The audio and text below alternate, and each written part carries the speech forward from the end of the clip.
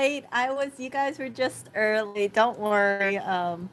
You can just keep the stream on and I'll show up. So anyway, sorry to keep you guys waiting. I came across this Reddit post today that said, feeling hopeless a bit. 24 female, I'm so frustrated. I realized I didn't want to pursue my intended career at 23. I planned meticulously, moved to a cheaper state, worked hard. I had my own apartment. I was saving money. COVID hit. My life went upside down. I see all these finance apps showing savings of 50K, 90K, whatever, and I just start feeling like I can never get there. Please be realistic with me. I don't have a clue how I'm supposed to own a house or retire or anything. It feels like I'll always be struggling. I came from strugglers, maybe more so self-sabotagers, and while I don't repeat their mistakes, it really feels like I have nothing forward to financially. I couldn't even pay towards the very reasonable student loan debt, making 40K, and I lost that job to the virus, and now I barely clear 25K. And then, people posted, and then they told her, think about investing and, you know, doing all this stuff. Like, everyone here shows the math. If you invest $1,000 a month until your 30th birthday, then never add money, you'll return with $5 million in the bank, whatever. $1,000 a month is impossible for many people, but the point stands. Start now, start small, and be patient. So I have this link in the description below if you guys want to see it. And I am going to just, hold up. You guys get to, let me figure this out. I gotta change it, and I don't have a fancy camera set up where I can seamlessly change view so you guys can see me. But that's why you guys get this like strange looking view sometimes. Okay, hold on. Let me see. Wait, one moment. I was looking at something. Oh yeah, in case you're wondering what is going on, what you hear in the background, that is what you think it is. Another hold on, let me clean this part over here. Another load of laundry. Okay, so hello, I am back again. So I wanted to share with you guys this article because although I know I talk about stock, I tell you guys like, oh yeah, start investing. And then I know some of you guys have, not too much money, and other of you are just probably like, why are you only putting like $1,000 or $2,000 into CCIV? Why don't you put more money in there? Because, bigger gains equal bigger gains equal bigger rewards when you invest more money. So for instance, right, if you put in $100 and it goes up 1%, you only get $1.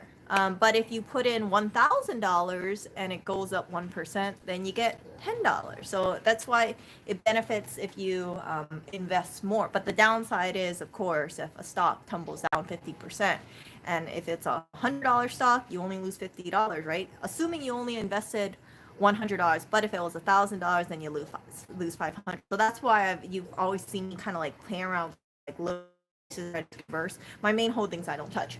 So this is something that I don't think I spoke about on my channel, but it brings up a really good point.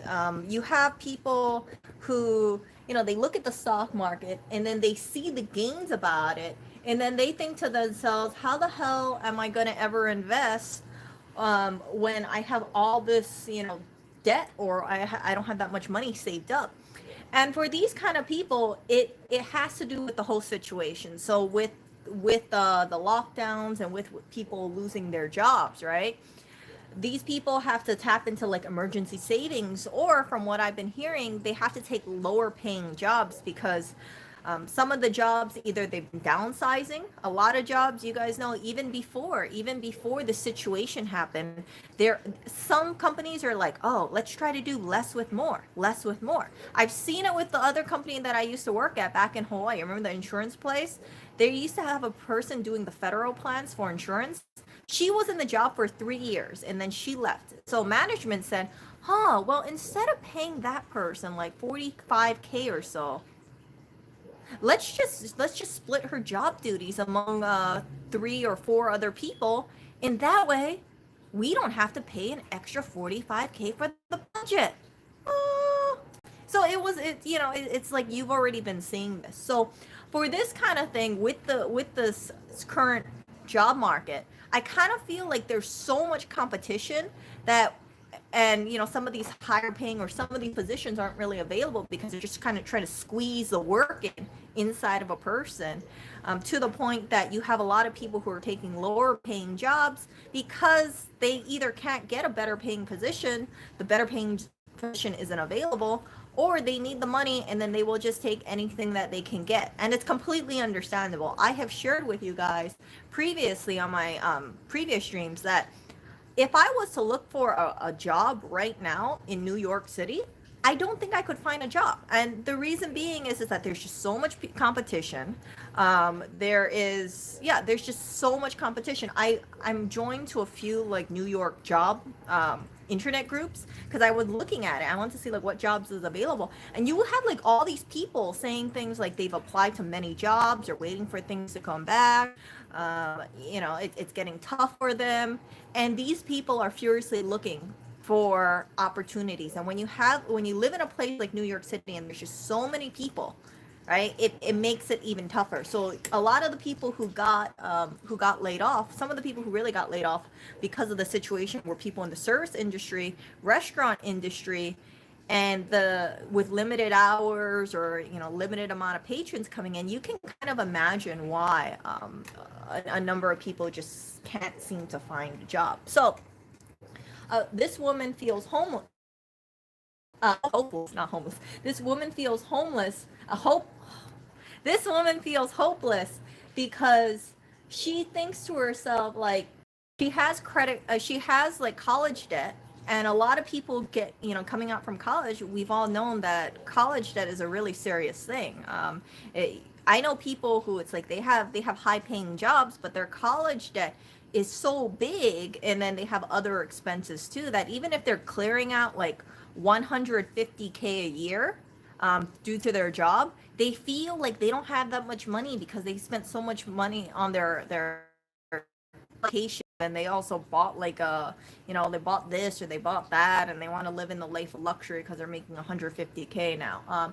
So with this woman, I kind of have to take a step back because this is an individual. It's very, very common right now, and I kind of think it's only going to get worse. And the reason why I say that is with the stock market, a lot of the valuations separate from sales goals. So for instance, right, Tesla is very high valuation. Now you guys know, and I know, how people are spending right now. People are not spending that much money. I'm all pro, CCIE, the Lucid merger. Do I plan on buying any Lucid car? No. Do I know anybody who's going to be buying a Lucid car? Admittedly, no. It's the cars are really expensive. A lot of people right now are just trying to save money. And I kind of worry.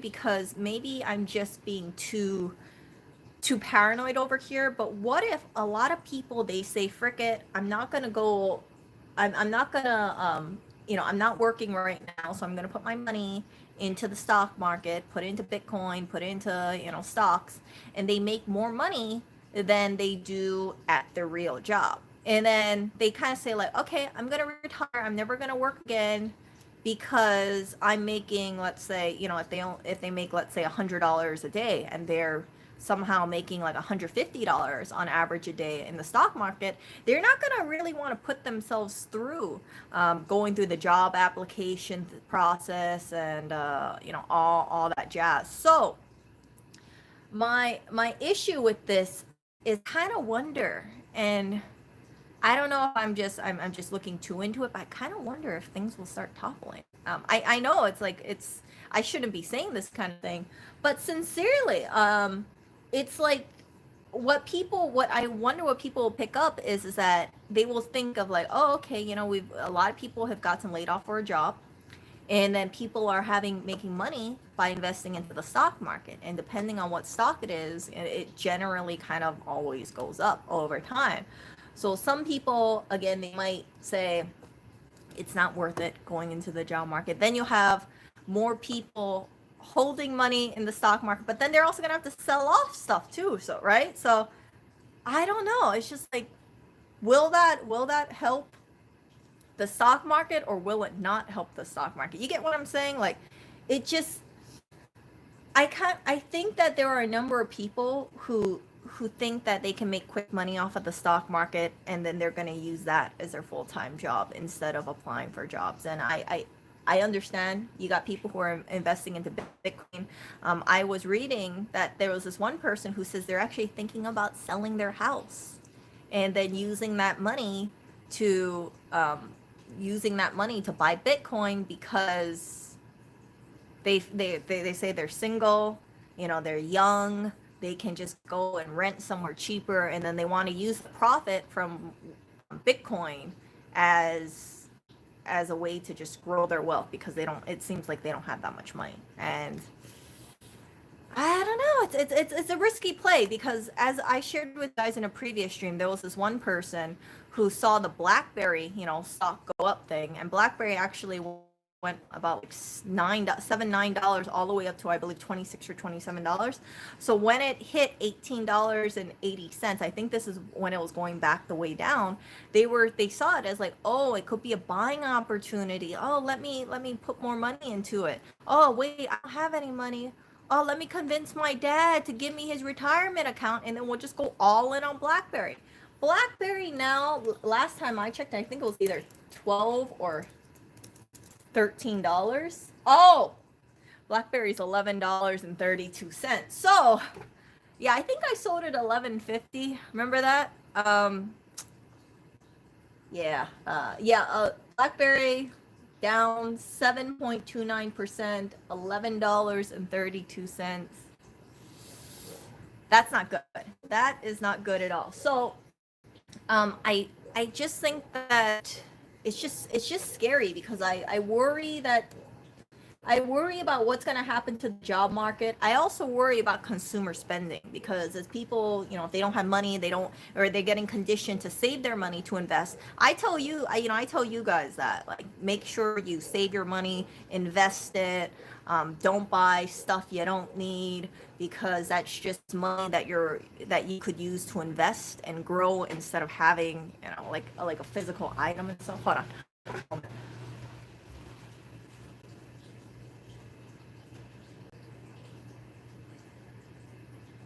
But the fact is if everybody was like a cheapskate like me, or if everybody was frugal like me, right? It's going to be absolutely devastating to the economy. And I worry if more people are turning like that. Not because they just see it as like, well, if I'm going to use $5, I really should just throw it into the stock market, because that's the only way that they see hope, right? If you are in, if you feel like your career is, you have so much competition, you can't, you don't know how you're going to be able to own a house or retire. The only thing that doesn't have much barriers to entry is really stocks or cryptocurrency. And I kind of, like I said, kind of worry about that. I've seen a lot of people get burned with the stock market. You guys can look on Reddit, like Wall Street Bets.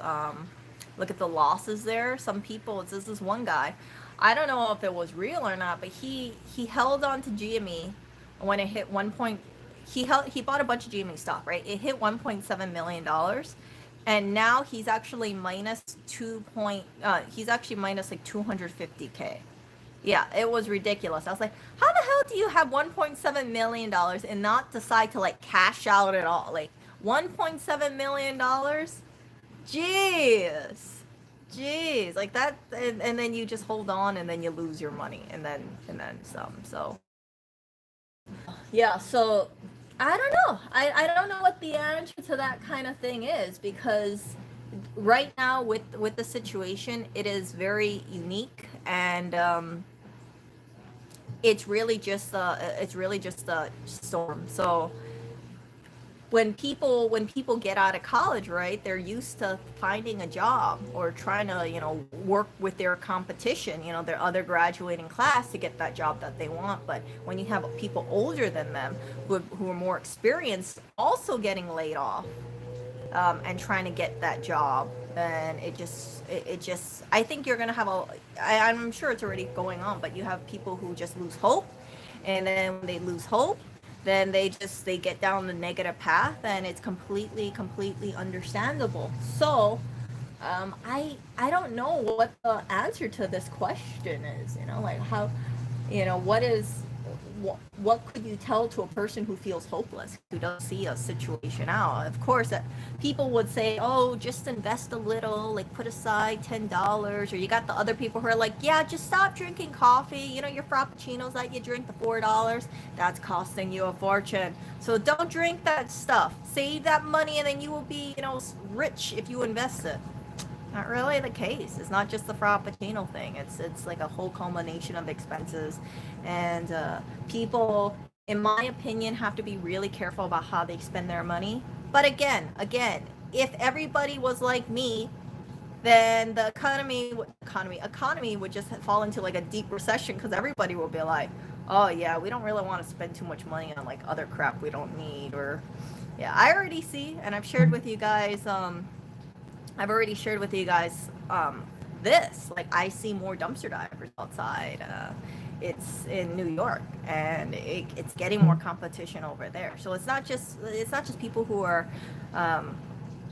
like casual, because before there used to be casual dumpster divers. Now you got people with carts, you got people who are more competitive. They bring shopping bags just to try load everything up. I don't know what they're doing with that stuff, but just the sign of the times. And I kind of think like a lot of the ideas that people have about the stock market. I think long term the stock market will be fine, but I do sense that there will be rockiness, especially if when the evictions start happening. I've touched on that before. I think the evictions start on May, if I remember correctly. I know it got pushed back a few times, but let's be real here. The evictions are really going to hurt a lot of people, and the reason being is once people lose their homes, they're not going to have access to things like a refrigerator, eating, having.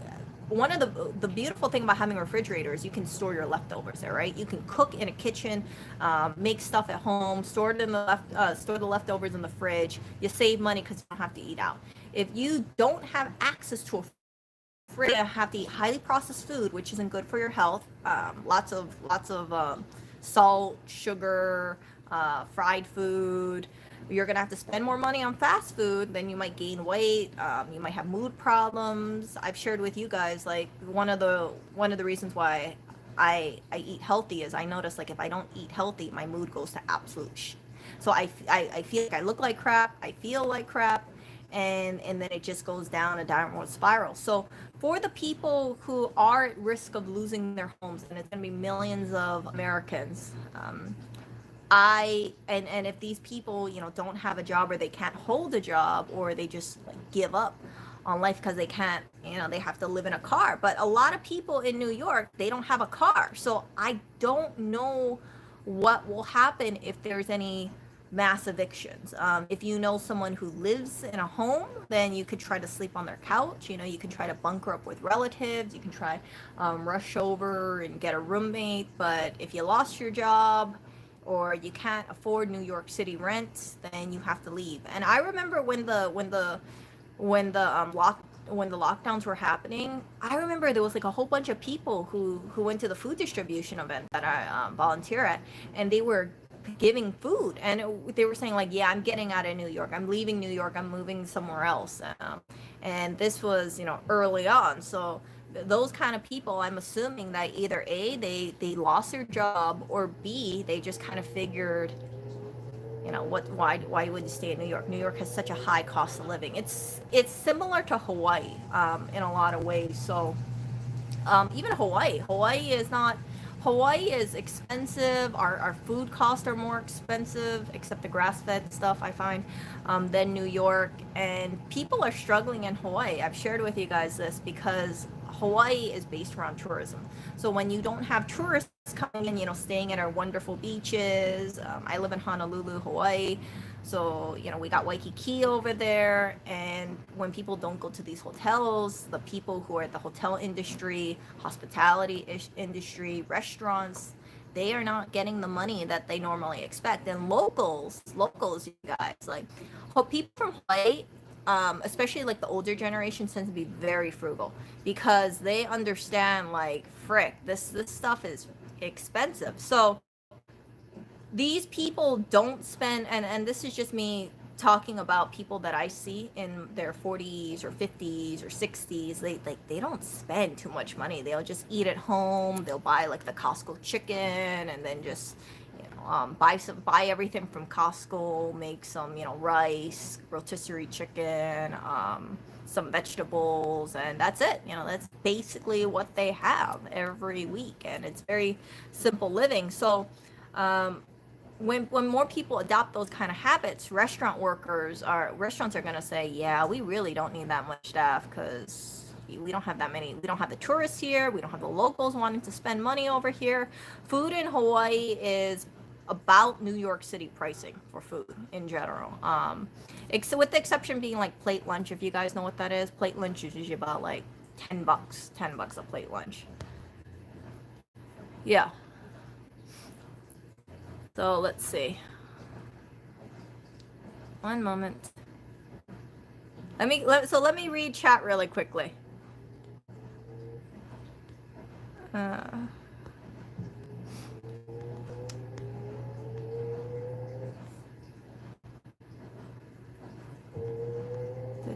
Oh, so someone wants to ask about Oreo. Oreo is right here. Yeah, so let's see here.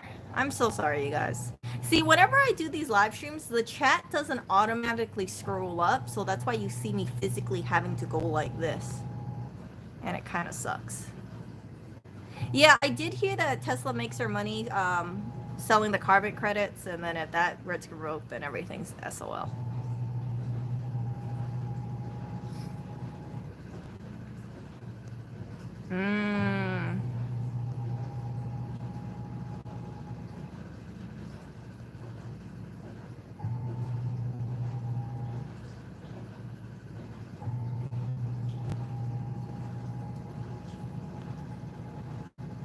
Yeah, I think what's gonna happen is this whole situation is gonna condition people to be savers. So really thrifty people, don't spend needlessly.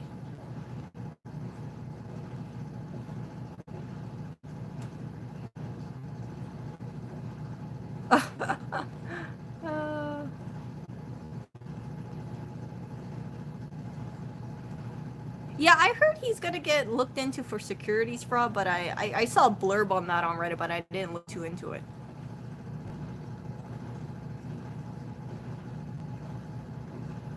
Wow.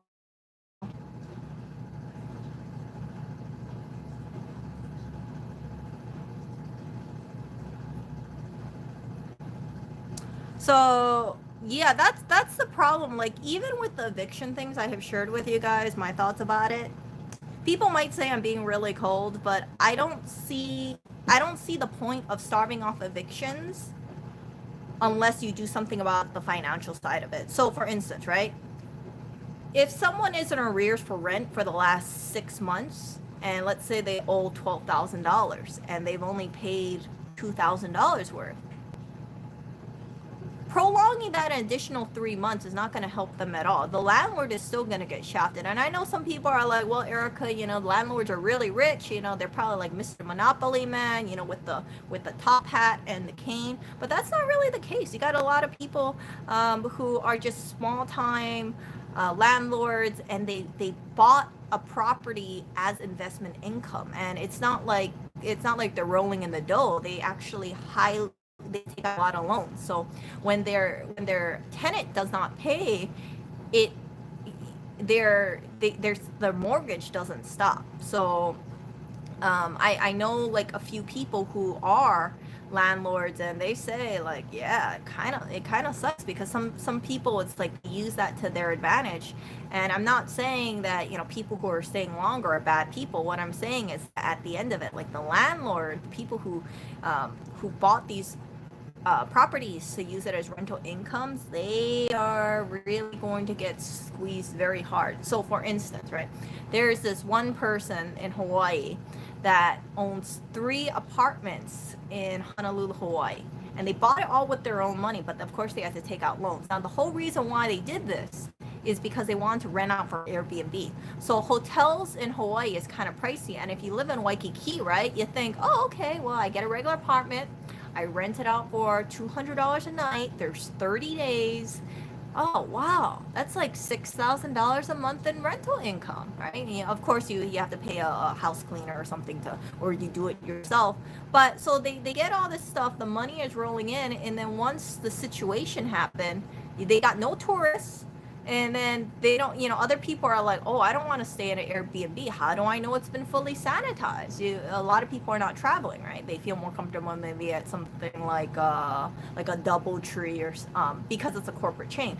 So that person who owns 3 properties, they went from like basically 75-80% capacity all the time down to almost zero because nobody is coming over to Hawaii. And that person, I've only met them once, but I'm sure that person is under so much stress because they say, frick, I thought this was a foolproof investment, but really it wasn't. It wasn't, because like nobody could have predicted that this kind of situation would have happened. And again, when I was growing up, I remember hearing about, like, what was it called? House hacking or something like that. You get like a 2-story house, and then you rent out the bottom area, and then you have the bottom tenant pay for your half of it. I think that's the term of it, but I might be remembering it wrong. So a lot of people, they buy bigger houses because they're thinking, oh, that's a good idea. I'm going to get a tenant, and then the tenant will pay half my rent. And then if I keep having a tenant for the next 20, 30 years or 40 years, maybe the tenant, with the price of the rental increase, they're going to pay for the whole house. That was the whole game plan. But now I don't know. Now with the eviction, you know, what's going on and the eviction moratoriums, I think some people are probably thinking to themselves, I have a tenant and they haven't been paying, and my mortgage isn't being frozen, so I'm pretty much screwed. And their foolproof plan is it's hard to kick out a tenant as well, from what I've been hearing. So yeah, it's like nobody would have ever predicted what went on. And house hacking. Let's see here. Let's see. One moment now. Okay, I'm on data. Can you guys hear me? Am I better? I don't know if I am. See, I don't know what's going on. Like, sometimes it's like I play back the audio, but I'm completely on data. I'm not on Wi-Fi. I don't know how come my live streams just crap out, and then when it comes out to like Lewis's live streams, his is so perfect. He doesn't have any audio drops. Maybe it's because I'm on the phone. I'm not too sure. But yeah, let's see here. One moment.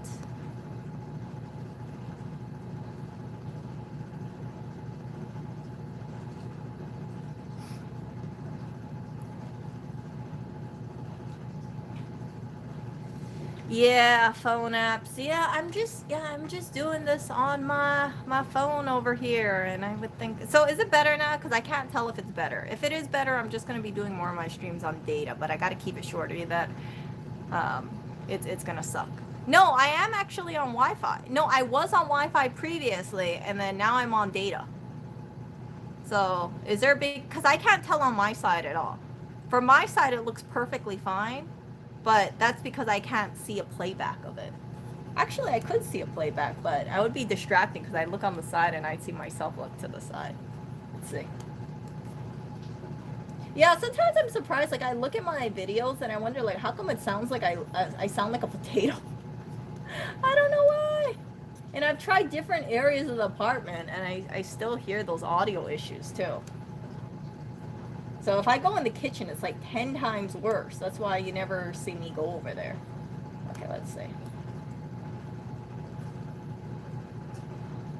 Managing your... Okay, I gotta watch.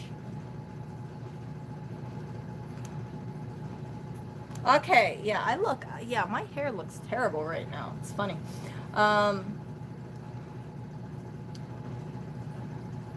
So let's see here. Oh, sorry, Joseph. best quality if I plug directly into the router. You know what? I'm gonna look into that. I don't know how to plug this phone into the router because I'm not familiar with it. But I'm gonna check into that, and maybe you'll see me like right next to the freaking router at the same area, but you'll know why. Like, okay, I gotta make sure my quality is pretty good. So sorry about that. So, um, yeah, basically, well, hold up a second. I just lost my train of thought. Yeah, so basically I don't want to sound doom and gloom here, but I think that this whole situation with the whole job market, it's going to be very depressing for not only recent graduates, not only for people who have, you know, who've been looking for a job for the last like 2 years. Let's say if people have been trying to find a job even before the situation, right? Hold on, let me turn on the freaking light. These people are just going to get more and more depressed, and then the new graduates or the people who are currently in college, they're going to say F it, like, I don't want to get into I don't want to go to college because I'm going to amass all this I'm going to amass all this college debt. I don't know if I'm going to be able to get a job. And let's be honest here, like a lot of fields are kind of oversaturated. A number of people, like I know, like not everybody who has an English degree, for instance, becomes a writer. Not everybody who gets a finance degree goes into finance. It's just like you have a college degree, and then I always see college degrees as this, like you get a college degree that kind of says like, oh, I took classes in this and this and this, so I can do this pretty well. But when you apply for a job, let's say if you have a degree in finance and then you end up working for a car dealership, right? Like that job is not going to give a crap if you majored in finance. They'd be like, can you sell cars, or you know, are you a good salesperson, or if you're doing admin stuff, they say, can you answer the phone correctly, or you know, meet and greet customers, that sort of thing. So yeah, I think that you're going to possibly see less college graduates in the future, since even for me, like I kind of look at it and I'm like, gosh, a lot of these jobs, and I've criticized employers for this, like you see these jobs and they say like, oh yeah, this is an entry level job, but we want someone with 3 years of working experience. I was like, how the hell do you get 3 years of working experience when you just got out of college? And you, from an employer's perspective, right? They want to get the most bang for their buck.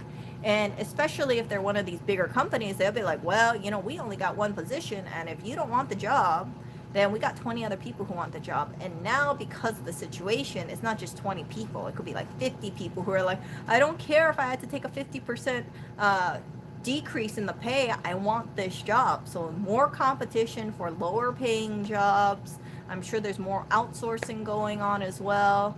Just pretty scary stuff. And I've had this thought in my head, and some people could say that, you know, I look down upon myself, but it is so competitive, in my opinion.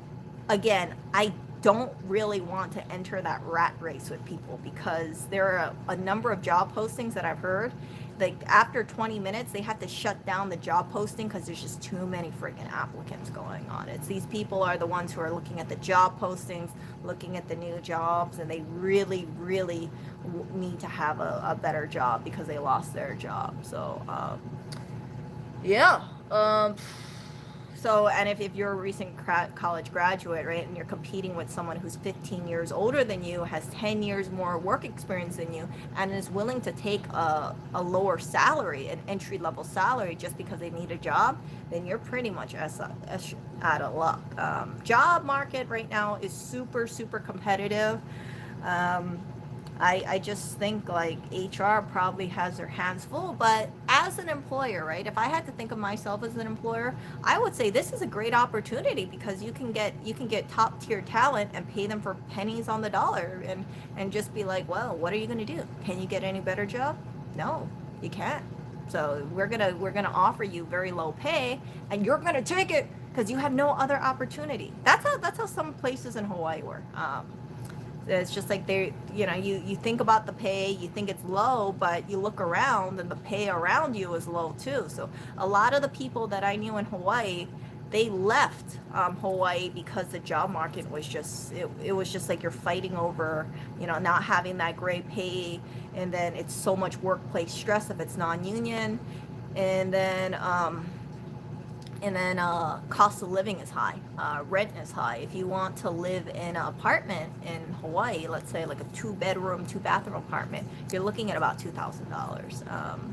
So if you want to have like a roommate, that's $1,000 a piece. If a person typically makes about 36K a year, 40K a year, then you're, that's like 12K out the window just for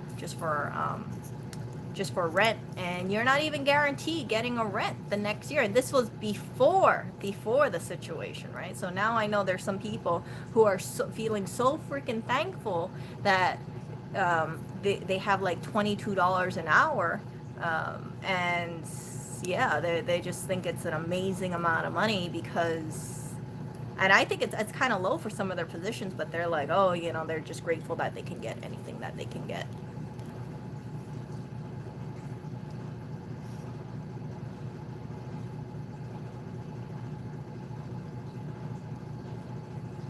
Let's see here.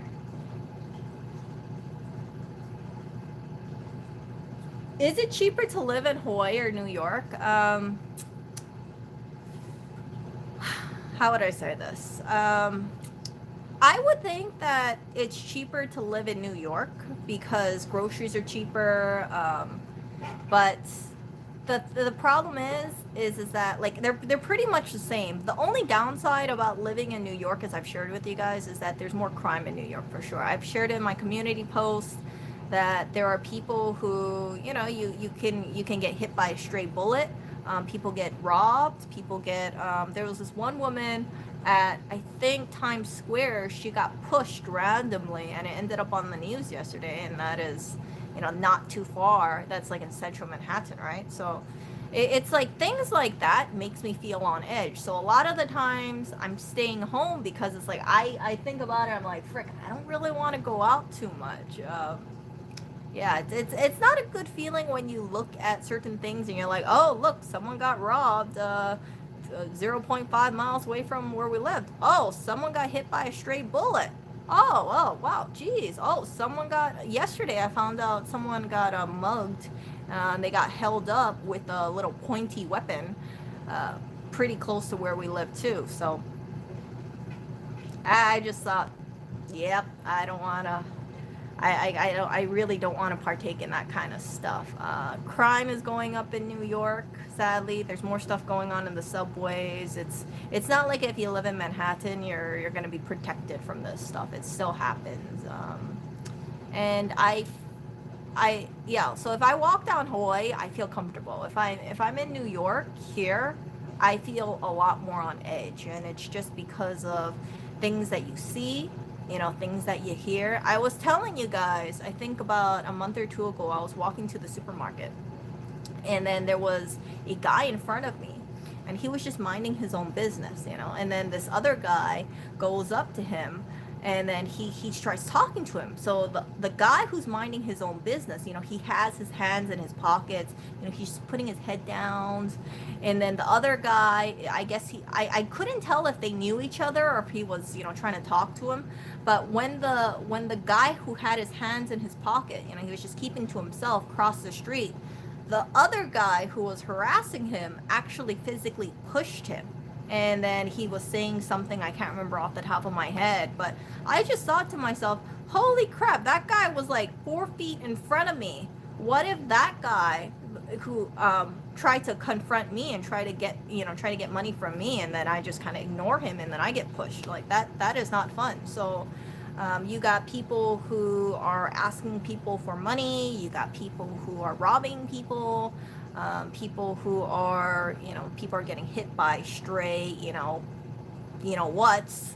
I don't know how this is happening, but it's happening. People are getting grazed by these things, and it just scares me. It scares me a lot.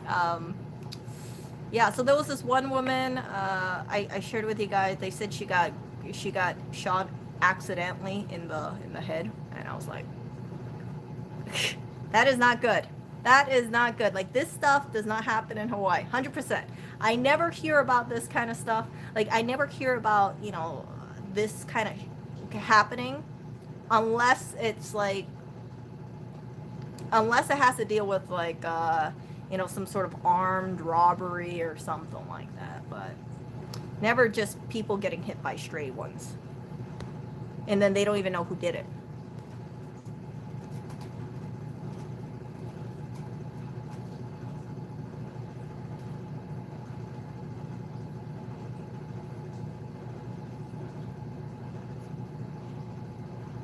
Yeah, I think yeah, so the crime that I see in Hawaii, like there is crime, but a lot of it tends to be like bike theft. A lot of people in Hawaii don't own bikes, or there's auto theft where people try to like steal your car or steal the wheels off your car. I don't know what the hell is up with that. But yeah, it's just it it's you, if you walk down the streets of Honolulu, it's a lot different than New York. However, I have heard from people who do have family in New York. They say Hawaii's getting a little bit more dangerous too. And I was like, what the hell do you talk about? Hawaii? And you got more brazen street criminals. You got people who will, but when I talk about this, I talk about more like people who will bum rush you. Like, you'll have I showed you guys a video in my community post. There's like a bunch of kids, teenagers who are like 14 years old. Sometimes 13 of them will go into a store. There's actually a Supreme consignment store in Honolulu, Hawaii. Yeah, I remember seeing that, and I remember thinking to myself, like, man, that place is going to get hit up hard. And sure enough, I think it was either last year. I think it was last year, or maybe it was 2019. I can't remember the year of the video. But you got like 13, 14 young teenage boys going over there, and then you got one store employee, right? So the store employee is watching what he's doing, and then all of a sudden this swarm of kids come in, and then they all go to different areas, and they're taking stickers, they're taking hats, they're taking shirts, and then the employee realizes what's happening, the whole diversion thing. So he actually goes to the door, he tries to push the kids back inside, trying to shut them inside so that way he can call the cops. And the kids, because there's more kids than one adult, they push him, and then he holds on to one kid, and the kid just like tries to bash him with the skateboard. And those kind of kids, like, they weren't around when I was growing up. 100%. So you have more people who are stealing stuff and targeting stores in more a focused group setting, because when you work in a group, there's less chance of people noticing, or less chance of people, there's more chance of people getting away, because you go in as a group and then you leave as a group, and then if you want to assault someone. Yeah. And the other thing that I mentioned is that I really worry about teenagers, because young teenagers have kind of like the law on their side, especially ones who are like, well, you can't do much to me. I believe the record gets wiped when they're 18, right? So they could be thinking like, I'm going to steal whatever I can because I can. And then they do it, and then they go to juvie, and they're like, I don't give a I'm going to be able to just get everything cleared up. And then they become hardened, and then they don't fear adults, they don't fear repercussions, they see cops as terrible people, and then terrible people because they were caught, right? And they just want to avoid being caught by the cops when they're doing this kind of stuff. And then yeah, there's no respect for authority, no respect for property, and it just becomes like very animalistic. Like, when I saw that one teenager like whack the employee with the skateboard, I would gasp. I was like, crap, holy crap. So yeah. Okay, so there was a machete attack on Maui. Oh jeez.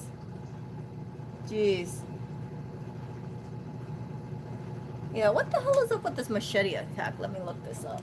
Machete attack.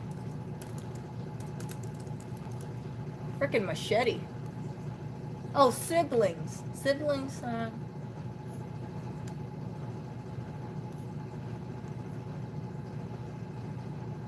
Wailuku. Oh, jeez.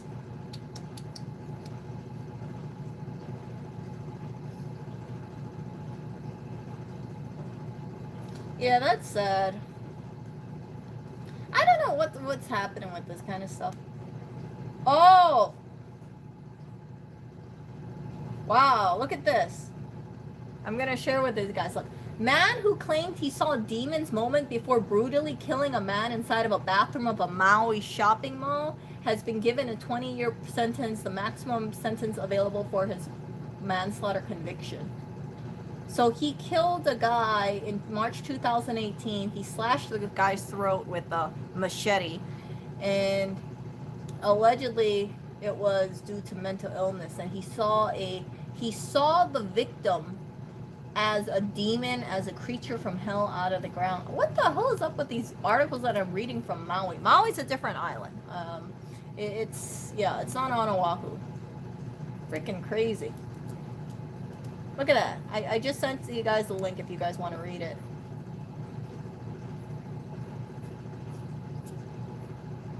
Let's look at another one. Hawaii.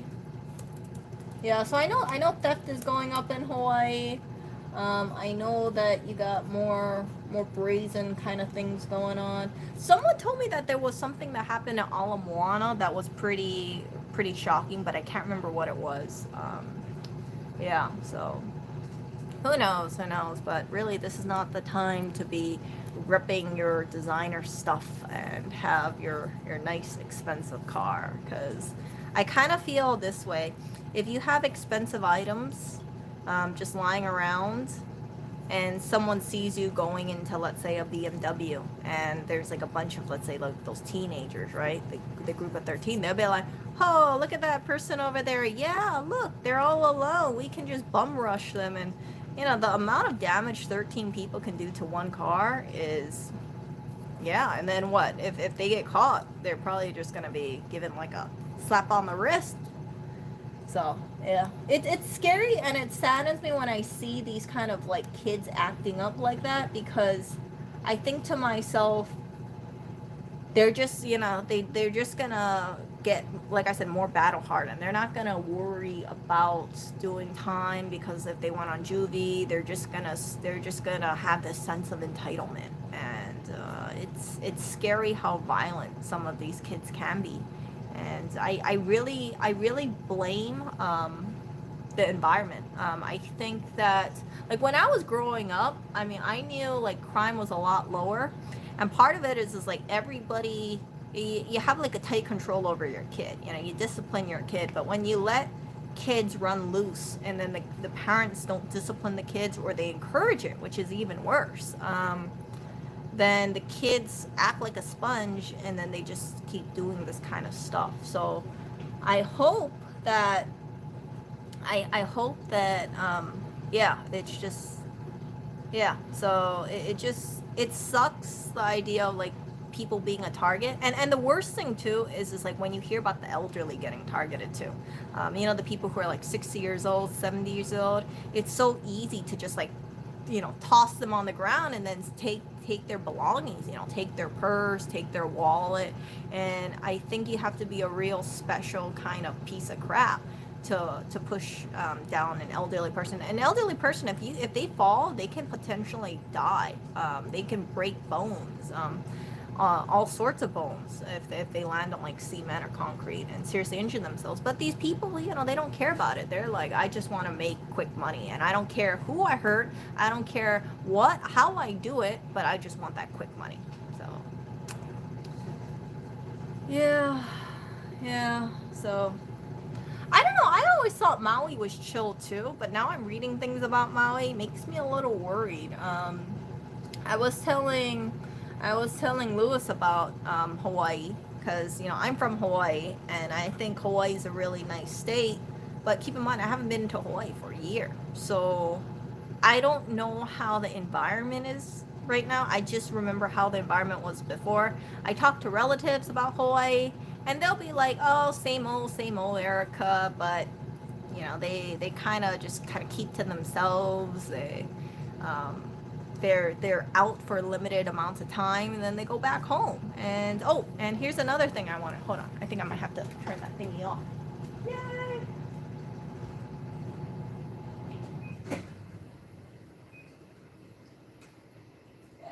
Okay.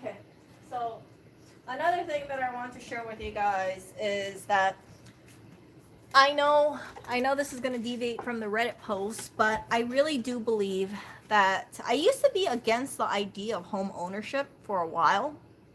I used to think it's smarter to rent, but now reading this kind of thing, looking up more stuff, I kind of think it is smarter to own. However, it is smart to only own at places where you have like the sweet spot, which is pretty damn safe and lower cost of living, because I think sometimes it's dangerous when people buy property and then they say, well, how much can I get from the bank? What is the maximum amount? So if someone, let's say they're qualified for $800,000, right?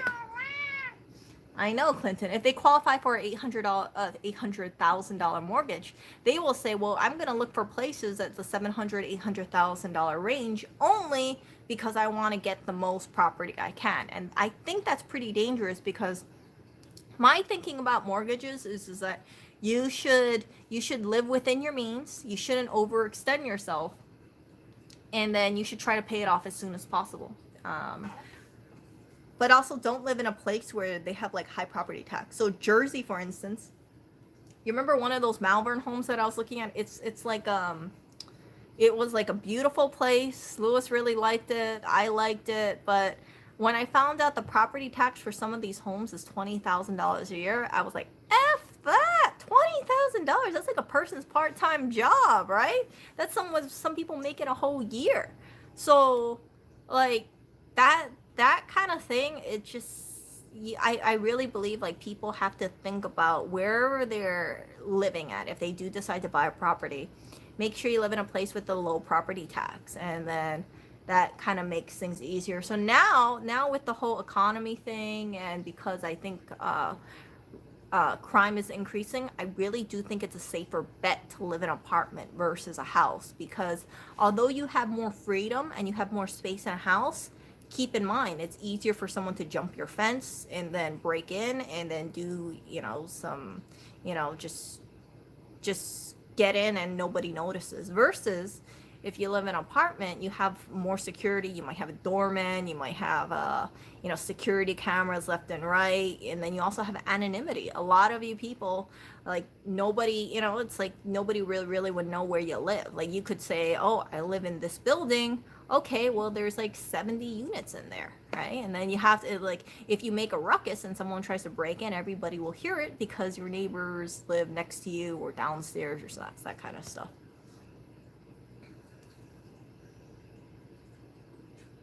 Yeah, I heard in, what was it? In California, I want to say it's, I forgot what the name of it, but there was an area that was this 91-year-old Asian guy, elderly man, who got pushed from behind, and that was really sad too. And then one person died, actually. They got pushed. Yeah, I just remember that. One person died from being pushed. I think he was, I forgot. So, yeah, I don't know. It's like between a rock and a hard place. It's like, I don't know what is going to happen to the economy. All I know is that there's going to be bumpiness for everybody, and I think that whatever happens is truly going to affect these generations for like many years to come. I also, I mean, like at least 5-7 years, right? I think it's gonna persuade some people to not go to college at all, and not decide to take on that credit card. I mean, that college debt, because they look around and they see people who are older than them fighting for jobs, and they can't get the job because there's just so many applicants, and not a very, very positive outlook about society. That's what I'm trying to get at. Very kind of depressing, and there's like, I can't do anything about it either. So, yeah, I mean, I can't do anything about it. I just have to, think about, okay, well, what is my next move, sort of thing. But for a person who's just getting out of college, who doesn't see home ownership being in their grasp or not being able to retire, yeah, it's very, very it is very it's a very real thing, and home prices are just going up. I found out in New York that there have been a boom in luxury home purchases lately. They say that a lot of homes like $4 million and up have been selling, and because people want to go back to Manhattan, you know, they want to go back to New York, and I'm kind of like flabbergasted. I'm like, who the hell wants to move back to New York when you have all this crime spiking up? But I don't know. Some people really like New York. Yeah, I don't know. Strange. I mean, like the appeal of New York is supposed to be the restaurants, the entertainment, the Broadway shows, the shopping, you know, going out and about. But it's just when I hear about all this crime, when I read about all this crime going on, when I look up like citizen app stuff, and then I see, you know, what happened within our vicinity area, I'm like, oh crap, that's pretty scary. I shared with you guys, I heard that there was a armed home invasion less than a mile from where we live, and this happened at 3 p.m. So yeah, people are breaking in the middle of the afternoon, and I mean, it's pretty brazen because this is not like this is not like a deserted area at all. It's, you know, there's people walking around. There are a lot of people in like small areas. So when people do these kind of things and it's very intentional, that sends kind of like a chill up my spine. So yeah, just yeah. So I don't know. I don't know why people would be doing that.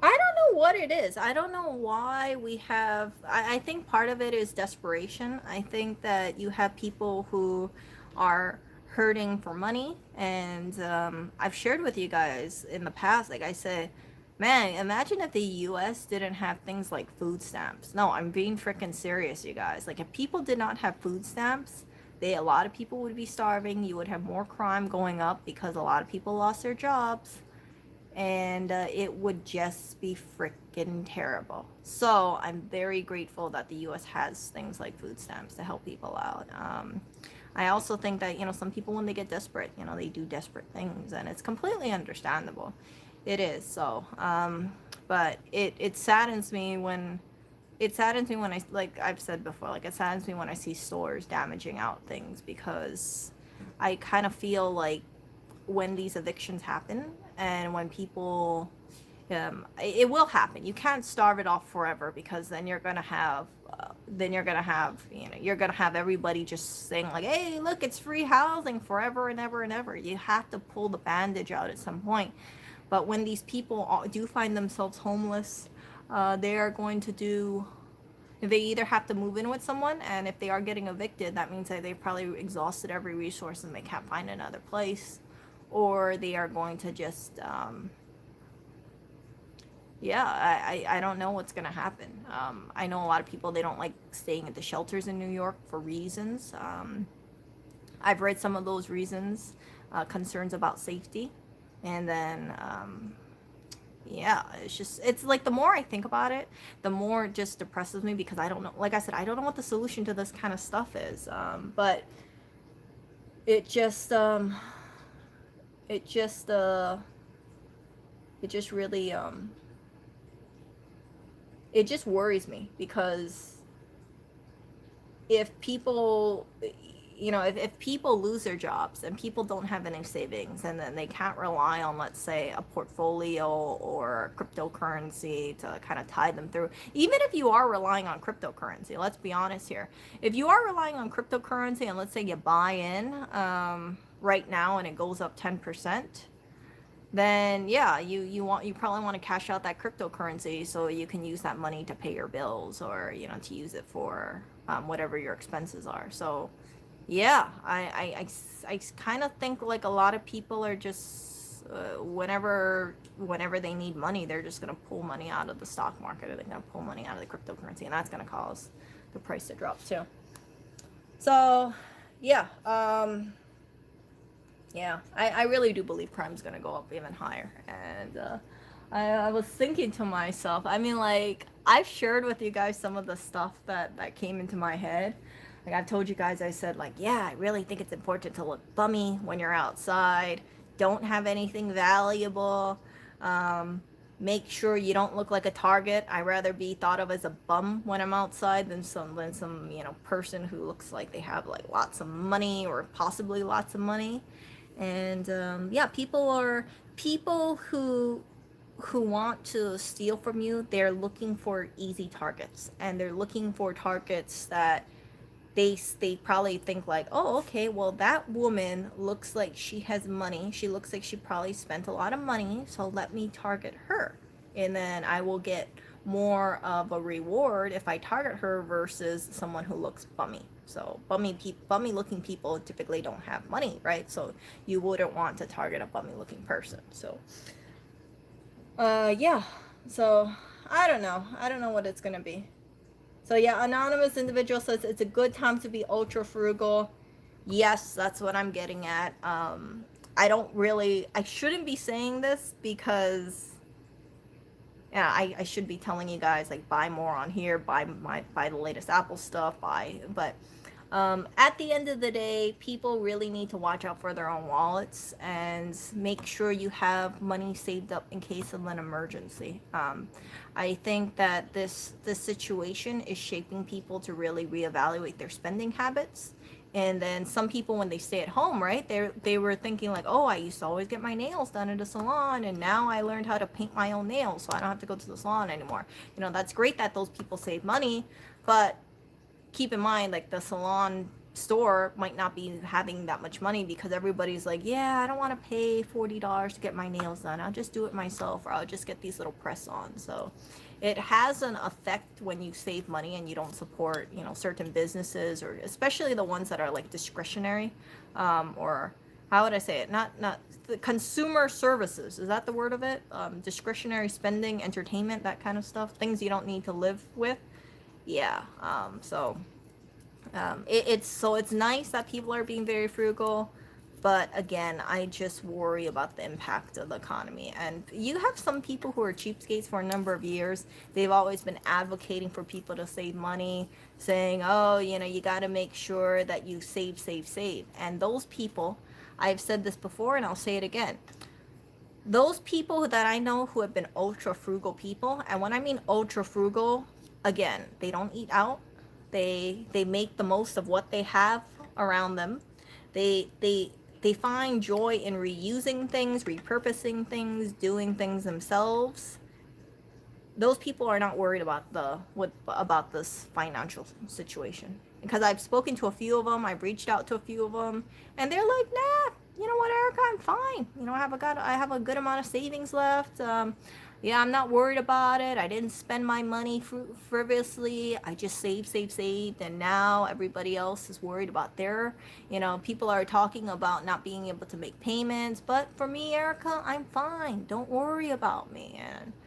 And yeah, so yeah, I never hear any financial difficulties from the ultra savers. And the ultra savers are like the people, again, that I grew up around. I saw around me.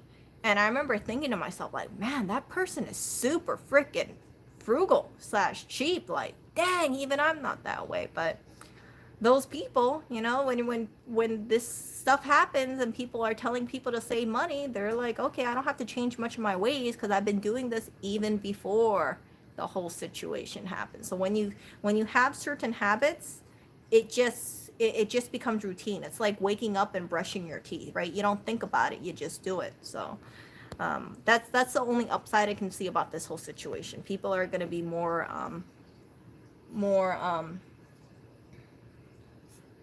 people are going to be more cognizant about how they're spending things rather than spending frivolously. But again, the economy is not going to appreciate that at all. Yeah. Center cuts rather than visiting right. Yeah, I cut my own hair. I do. I do. Yeah, kids are like $250,000 too. So, yeah, a lot of people, I think they're not gonna really think about having kids, 'cause especially during this time, it's a lot of uncertainty, right? You don't know what's gonna be around the corner. You don't know. You don't know if crime's gonna increase. There's insecurity. You know, you have people feeling a little insecure about their surroundings or how how how things are going. It's so people typically want to have kids when it's at a time of peace, and it makes me think like, man, I really took for granted a lot of the stuff when I was in Hawaii or growing up. Just going out, walking into a grocery store, didn't have to worry about the social distancing thing, didn't have to worry about the face mask thing, just lived my life. Everybody had, if you wanted to get a job, you could get a job. Maybe it'd be a little difficult, but it's not anything like it is now. And then with telecommuting too, right? It's kind of lessened the barriers to people seeking workers from like another country. So some jobs are getting outsourced to India because they might think, oh yeah, hey, hey Katie, I know you've been working for the company for a while, but since we're doing telecommuting, actually we've decided we're not going to need you anymore. So unfortunately, we're going to lay you off, and we're going to hire someone else in India to do your job because we're not seeing each other anymore. So we can just hire someone at a cheaper rate from a from another country than hire U.S. citizen. And yeah, kind of sucks. And those kind of people, like, how it's going to be tough for them to get their job.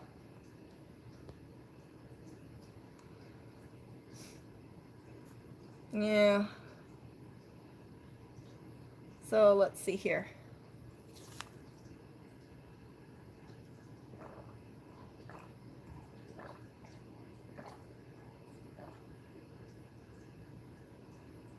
The U.S. needs a war. Oh, I don't want us to be in a war. Are you kidding me? Who the hell wants to be in a war right now? If we're in a war, what are we gonna do? It's just gonna be terrible. Yeah, I just don't think that would be a good idea right now. Yeah, well, like, what war would be warring with? What country? I think that we have so much on our own plate with the whole, distribution of something, with all this. I don't know what the rising cases is. Let me even check. I hate to say this, but I've gotten kind of immune to the rising cases in New York. Because I'm just like, you know what? This kind of stuff, what can I freaking do about it? I can't do anything about it. So I hate to say it this way, but I just see it as numbers. And I don't know how to okay, so it looks like it's kind of going downwards ish. Actually, I'm not too sure. It looks like this.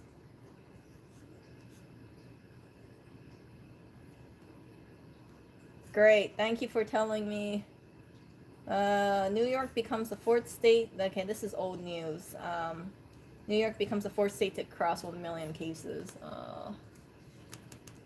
Uh,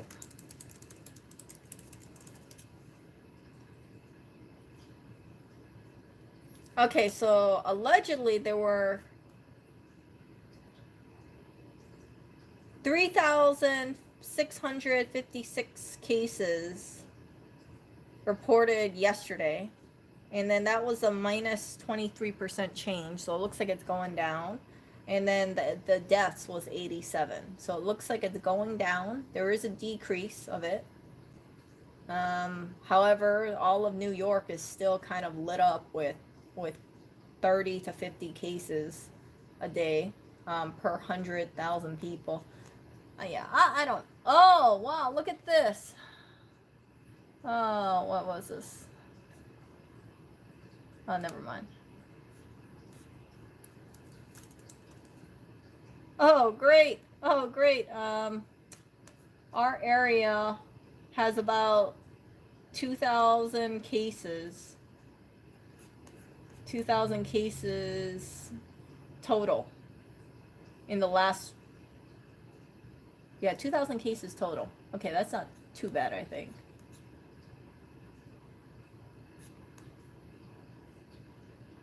Yeah, that's not too bad, I think. I don't know. I don't really know how much people are in our area.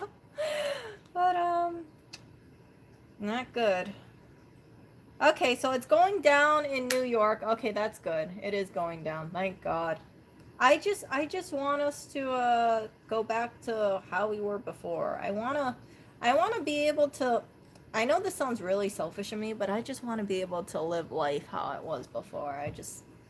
And I don't know if that's gonna happen. Like I said, even if they say, you know what, we're gonna like lift all the restrictions. Everybody can indoor dine again. People can walk around and not wear the face mask. That still doesn't help the job situation. That still doesn't help the debt that people have amassed if they don't have a job. And one thing about debt, and it's been drilled in my head ever since I was very young, is debt is like a snowball. You get like a little bit of debt, and then it gets bigger and bigger and bigger and bigger. And then next thing you know, it could be tens of thousands of dollars, and then it's really hard to get out of it. So when I was growing up, people were telling me, they said, Erica, never try to get into debt. Always pay everything in full or pay things in cash, because then you will never have to worry about, getting yourself into debt because of like a lot of like stupid purchases or so. So, yeah, I don't know. It's not going to be good. So, what is this? Oh, I got a message. So, yeah, I don't know. It's just, we'll see. We'll see. Anyway, I'm gonna get going. I gotta get doing some things. I might actually go diving today because I feel like I kind of want to. But not in where we live. It would be in a nearby area and see how that is, because I feel like I want to stretch my legs and then, just feel, I don't want to say more normal, but I feel like I've been a little cooped up in here. And it's just like part of me thinks like, yeah, I could go out, but the other part of me, when I hear about the stuff that's going on in New York, it makes me a little scared. And you guys know that there was this one person recently, right? They were in the subways, and then they I think they killed 4 people. I heard they were caught, but the problem with that is like, I was hearing that some people think they don't really have the suspects, so there's a conspiracy thing about that. Yeah, I think the subways are pretty safe right now. I do see more cops manning the subways. I do see more police presence, but yeah, I don't know how long that is gonna last. Definitely, and I know people are gonna criticize me for this, but I think that there needs to be more police presence in New York as this thing continues to go on, because especially like if they move forward with evictions, 100% there's going to be more crime going on. If you have desperate people who don't have any resources, and they will do what they can to get resources. And it is not as simple as like in other states. People can just live in their car, because a lot of people here in New York don't have cars. So where do they turn? Again, I don't know. So I will talk to you guys later.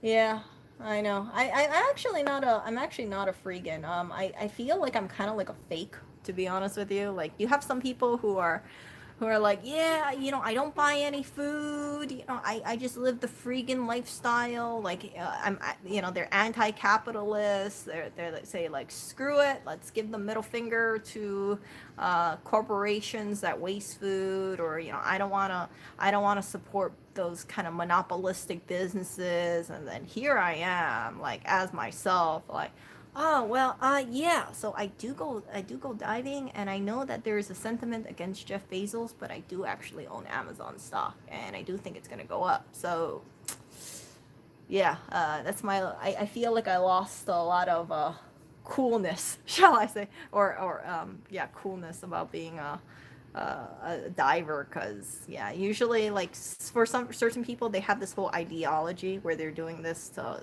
just kind of like just kind of like send a message like, hey, look how wasteful you are being. Yeah, I don't want to contribute to being a capitalist. I don't want to contribute to this sort of thing. So I'm just going to dumpster dive for all my food and not have to spend any money. But we obviously spend money on food still.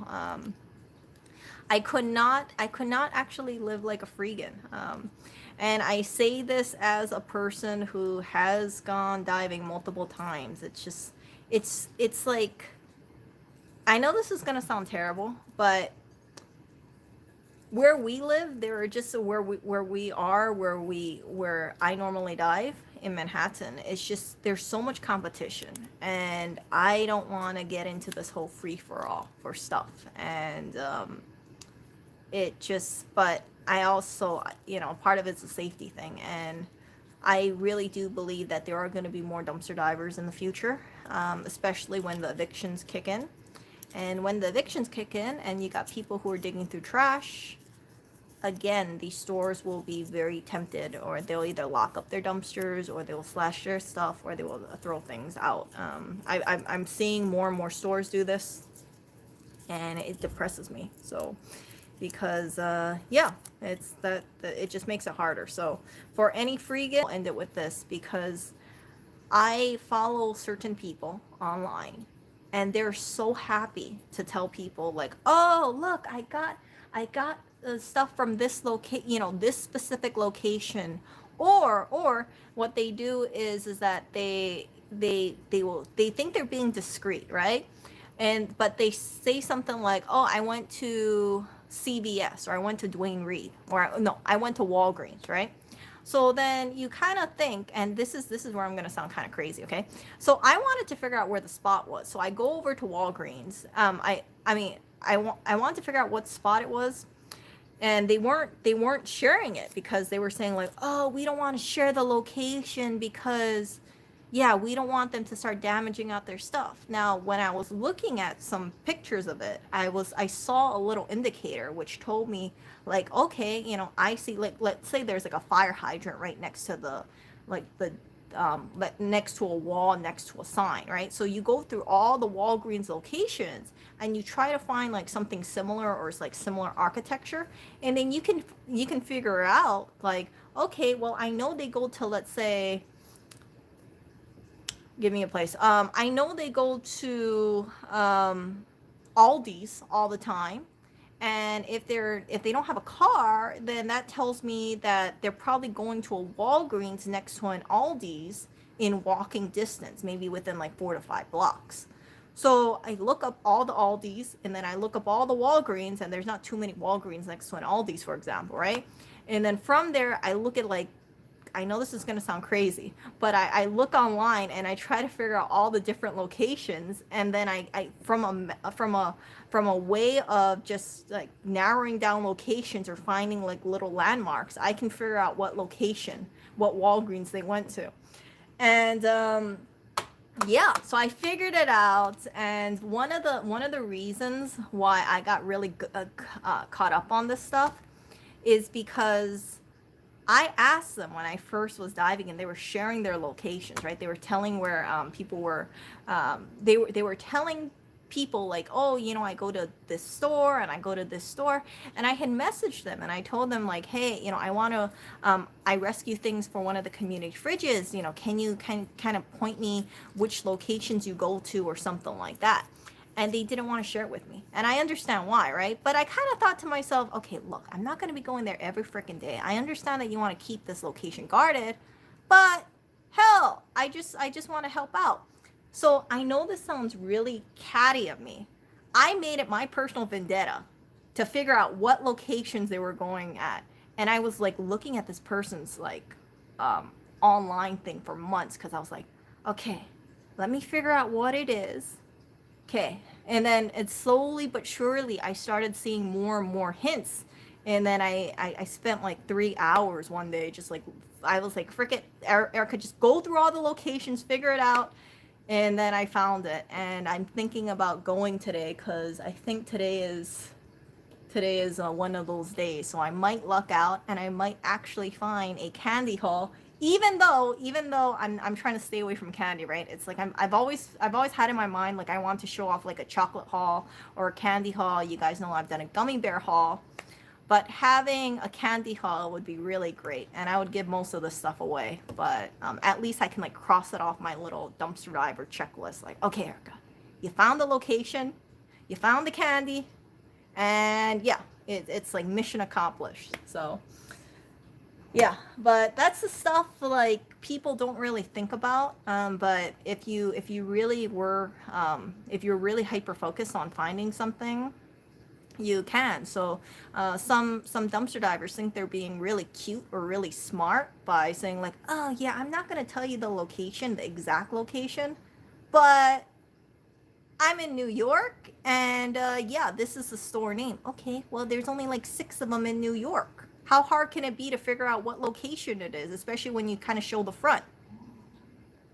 People lack common sense sometimes. So I'm not going to say that kind of stuff, of course, to publicly outside of the stream, but I don't know. It's like some people, they think they're being like nobody else would figure out what they're doing. But if you put effort in and you kind of have a good sense of like, okay, let me look all across like 360 view, satellite views, crazy. Okay. But yeah, it's like I would be scoping out areas and be like, okay, so let me look at the satellite view, let me look at the backside. Is there an entryway over here? No, there isn't. Okay, let's move location. Okay, and then yeah, so one store in particular, I know that they have like one chain, and for example, has like over 100 stores in New York. Kind of crazy, kind of crazy. I didn't look through all 100 stores, but a lot of people who are diving, typically they go to Manhattan, and then you can kind of figure out which ones people are normally hitting up. People just get really sloppy, and when they're sloppy and then they have followers, like thousands of followers, right? And then I've even read this, you guys, like they have thousands of followers, and then they don't want to share the locations, right? You got people who are like, oh, I want to dive with you. Can you tell me what location you go to? Because I want to go and find that stuff too. And then the diver is just radio silent. They don't have that many comments, so they're seeing it. And then I just think to myself, oh great, so you just outed the location. That person could probably figure out what location that is if they really wanted to. And yeah, you just put more focus on what that store's tossing. Stupid.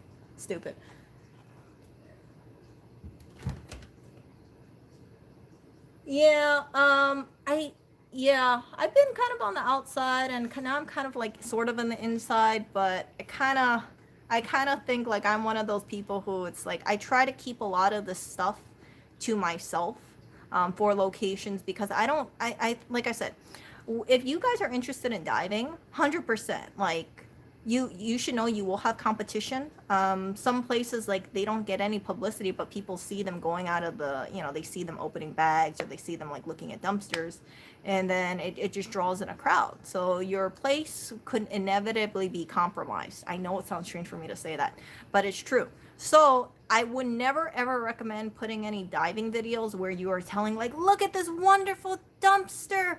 Holy crap, I am here at blah, blah, blah, and blah, blah, blah. And this is all the stuff that is over here. Because what some people do is some people actually contact store management and say, did you know that there's a person who's going to your dumpster every week and they're posting all the stuff that they're finding? Oh, how come you're dumping that stuff out? Why don't you donate it? You're such a piece of crap company. You should really donate this stuff. What's the company going to do? Oh, okay, thanks for telling us that someone is posting this publicly online.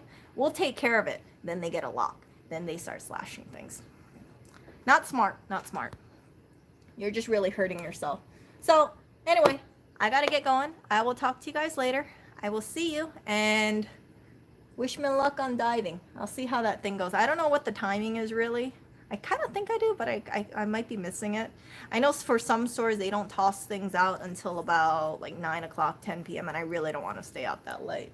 So we will see. I might take a video of if I find anything and let you guys know, or maybe I'll bring it home and then I'll show it to you guys. But I hope I'm successful. I hope I find candy, because that way I can finally find my my little treasure, my little. I've like I said, I've been envisioning trying to find one of these candy hauls that other dumpster divers find, and I've never come across it other than my gummy bears.